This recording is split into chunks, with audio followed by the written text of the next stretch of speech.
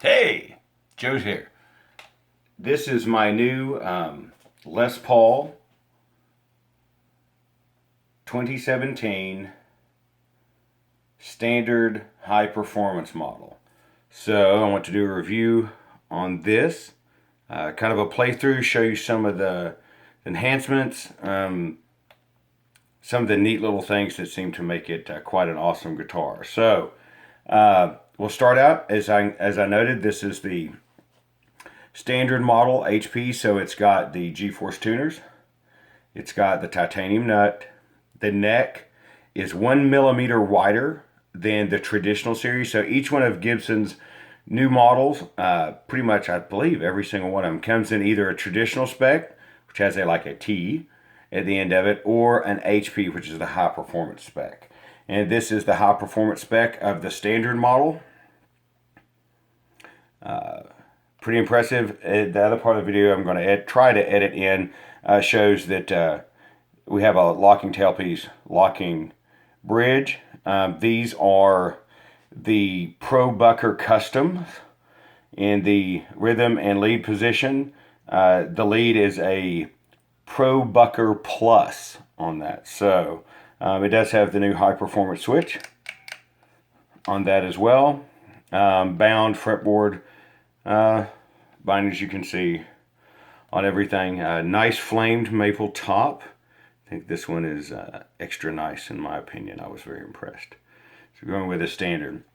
Standard also has an asymmetrical neck, which is almost impossible to show in the video. What it basically means is it's more of the 60s neck profile, except on this bottom half, right on your treble side, it is a little bit more shallow than on the top half, which actually works pretty well for your hand on that.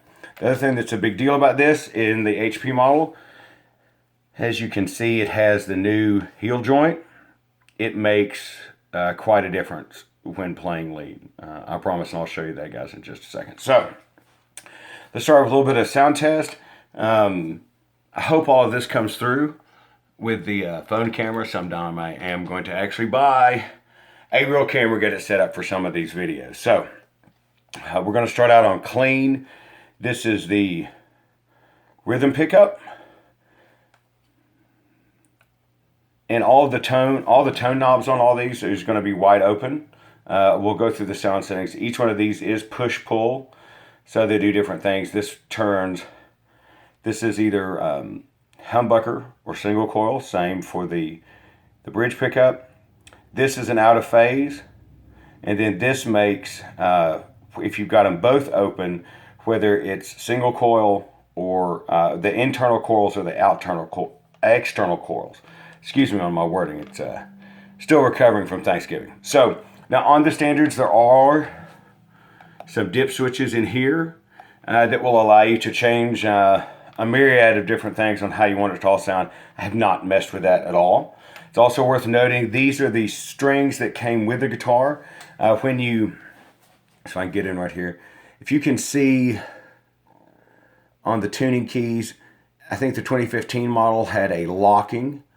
We put the strings in and then tighten it down. The 2016s and 2017s, you push the strings through like kind of the old classic tuners that the old Strats had, except then you wrap in kind of a figure 8, and there's a higher and a kind of a lower edge. I wrap those around there, and it stays in tune pretty well. I have to say, so far I've been pretty impressed with this.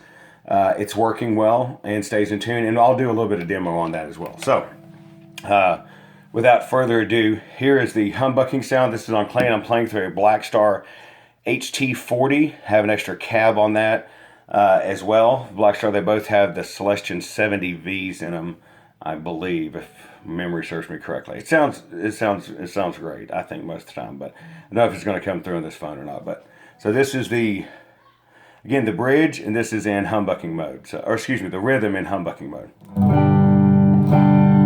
If you guys can hear that.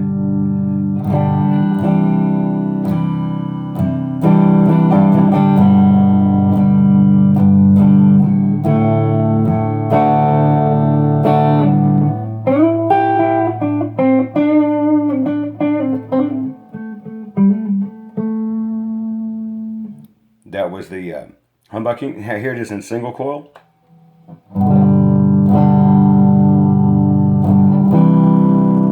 So single, hum, listen. Single has a little bit more treble to it, right? All right, let's go to the bridge in humbucking mode.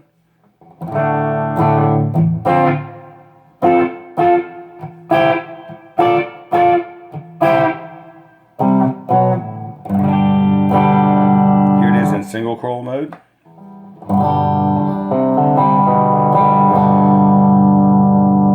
It's actually, it's got almost, it's not tele treble, you know, but.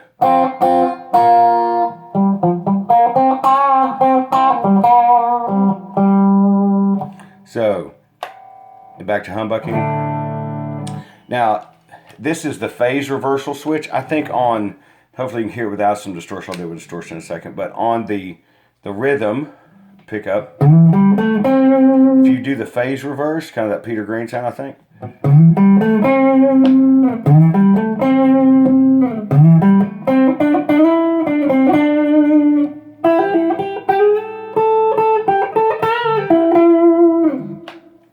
So, same thing on the phase reverse on the bridge.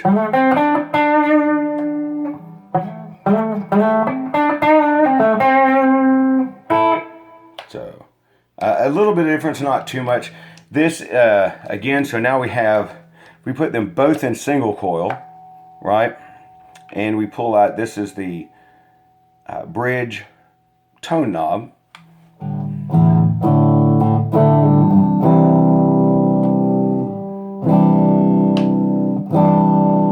Right in, I think you have a little more treble response.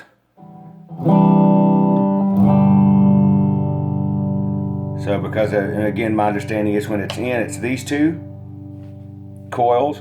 When it's out, it's these two outer coils. So you get, it's a little fuller, I guess is how we'd say. So,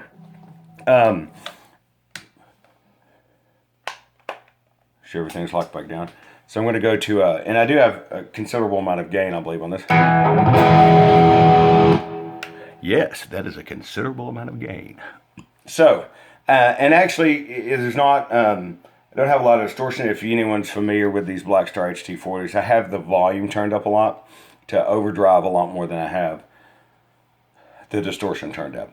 But if we look at the rhythm pickup, I'm not going to go through all of those again on distorted, but so most of the time with distortion, you're going to be playing with the humbuckers, right? So, my hands are a little sticky for some reason. That's why I keep wiping my shirt. On the rhythm, right?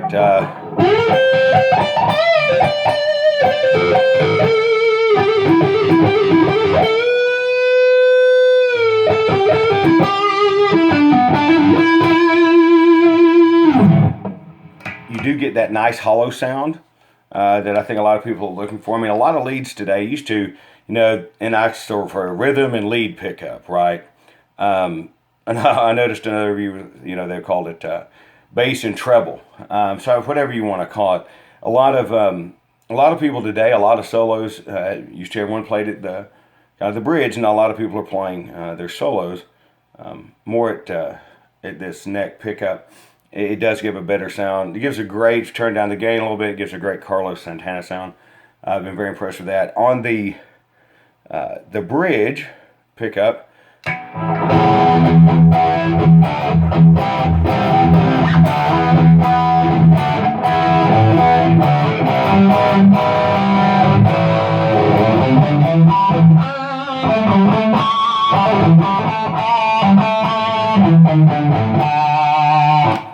if you like Billy Gibbons or you like Zakk Wylde, you too can get as many pick harmonics as you could ever imagine out of these pickups. Now, I will say, again, this is the custom Pro Bucka Plus, right? And this is the normal Pro Bucka. They're not as hot as you guys can see when I was moving around earlier. There's a Charvel with Duncan distortions. I have a Jim 70V with the DiMarzio Evos on it. it's nowhere near as hot as those. But with the right amount of gain, you know, let's say I turn down the treble a little bit, turn up the bass.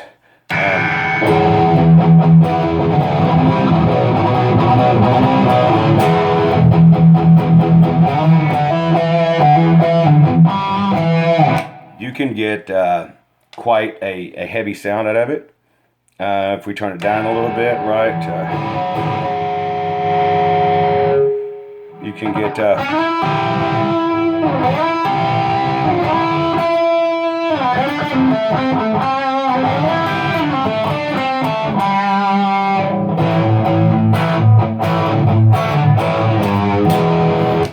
kind of a nice AC/DC type, you know, normal classic rock type of sound. The pickups are very versatile. I have to say that I'm quite impressed. I did a review a few months ago on a little $100 Strat that, you know, there's no comparison, right? This is a very expensive guitar versus a very cheap guitar. It depends on what you're wanting. There's no way the comparison works at all. But in regards to if you're looking for a Les Paul, a high-end Les Paul, the quality that has come about. I had a 91 that I had to sell years ago. As musicians, right, we've all been there at some point. We had an instrument that we spent a lot of money for, and that's the most expensive thing that we have, and we have to get rid of it for some reason.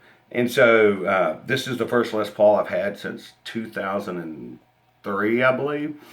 My 91 was amazing. I looked for years. One reason I didn't buy one or didn't even think about getting one, I thought there was price increases, and I saw some, and maybe those were the oddities. I'm not ragging on Gibson at all, except if I am, it's to praise them on this, because the quality that this guitar, just the way it feels, the way it plays, the way everything works is truly amazing. Again, it's quite expensive, but the craftsmanship is what I would expect if for paying this much for a guitar, right?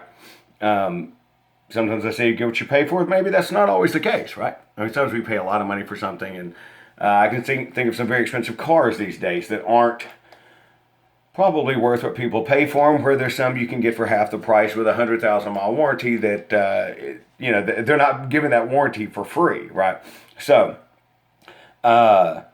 this is, I'm very impressed with this. Now, is it the same as an American Standard, right?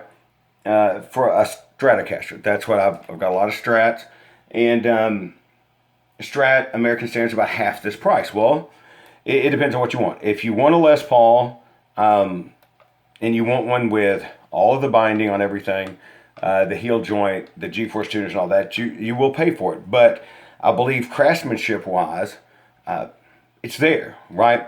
You're not paying for what you're not getting.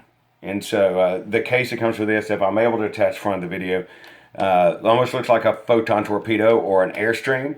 It's very sturdy, very nice, and should last for forever on that. Now, what I'm going to do, because I have it, and I know this video is long, almost at 14 minutes already, right? But what I want to show you guys after I finish this next sentence in regards to the Strats, this one is the standard, right? They come in a traditional spec that's non-weight relieved.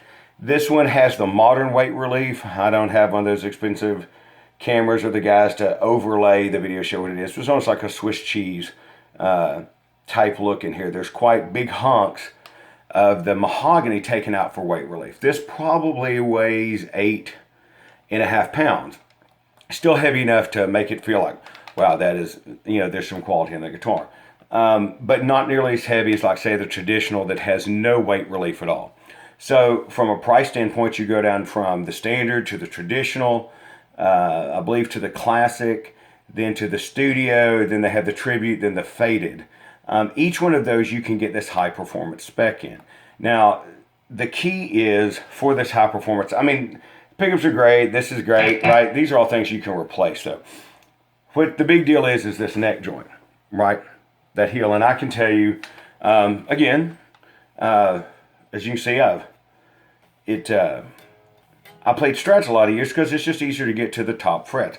But resting hand position is easy to do right here, right? Getting to whatever fret that you want, it's quite easy. And that's what matters. And so if you shied away from Les Pauls for years because you never played above, right?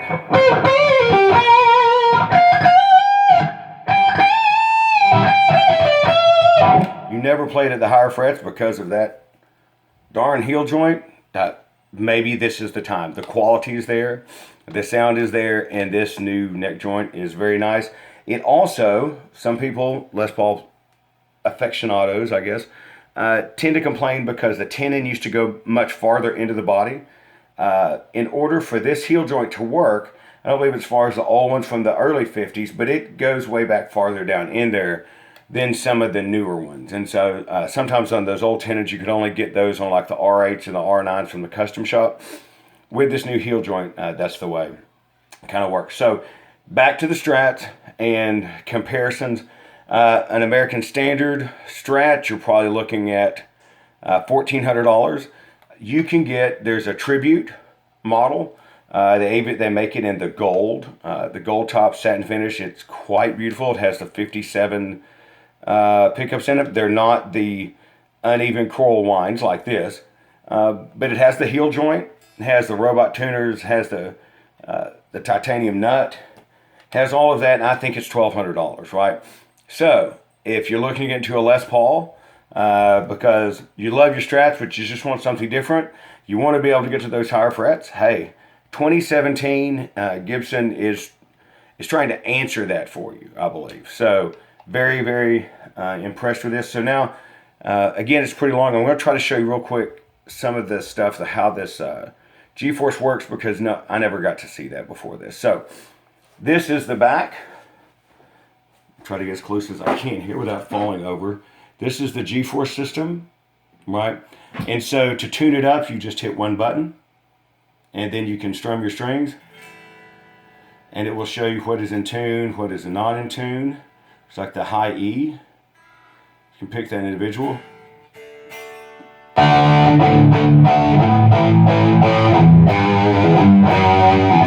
Now, I'm not going to do it right now because it'll take another maybe 30 seconds on the video, but if you hit this twice, you can then change. This is for standard 440A tuning. I can bring this over here to... So now I was almost messed up because, of course, my sons are coming in and won't leave me alone. But I do have 4, and I love them all, even though sometimes they're a little crazy. So on this, you can change it. I can move this over here to, well, I hit the button again. Let's see. Let me turn it off. Maybe that'll be easier way to do it. I was so slowly interrupted. You can change this over here to, I think the B is the, if I would go ahead and select this, it would automatically tune it down a half step. It really takes about 30 seconds, which is pretty awesome if you want to play, you know, Stevie Ray Vaughan, some old Dokken, Van Halen, old Kiss, right? So without having to worry, that makes it really quick. There's open E, whole step down. It doesn't take very long at all. Now, what I would say, one more thing, we'll go ahead and turn this off, is that you can strum it as I did before. What I have found to get it in tune the easiest is to go ahead. Gibson recommends that you can also hit the strings individually. That's what I'm doing on that E and then this high E. And now we're in tune again. That's usually the quickest way to get it in tune and to stay in tune. So far, it stayed in tune great. I have not put any graphite on this nut. These are the original clear tone strings that came with it. Plays like a dream. So, I hope you guys enjoyed this. I would encourage you, if you haven't picked up a Les Paul in a while, especially one that has that nut, or excuse me, that heel joint, go check it out. Because this may be your year to buy a Les Paul. And don't get me wrong, I love my Strats. I'm not saying I don't. I'm just saying that if you put off getting a Les Paul because you're like, dang it, can't get to the higher frets, give it a try. They have them in every price range. I think the faded with this heel joint starts about $1,000, and then of course these they run up to close to $3,000, I think. So anyway, I hope you enjoyed, and any questions or comments, please note them in the comment section below. I'll try to answer them just as quick as I can. And have a great day. I hope you had a great Thanksgiving.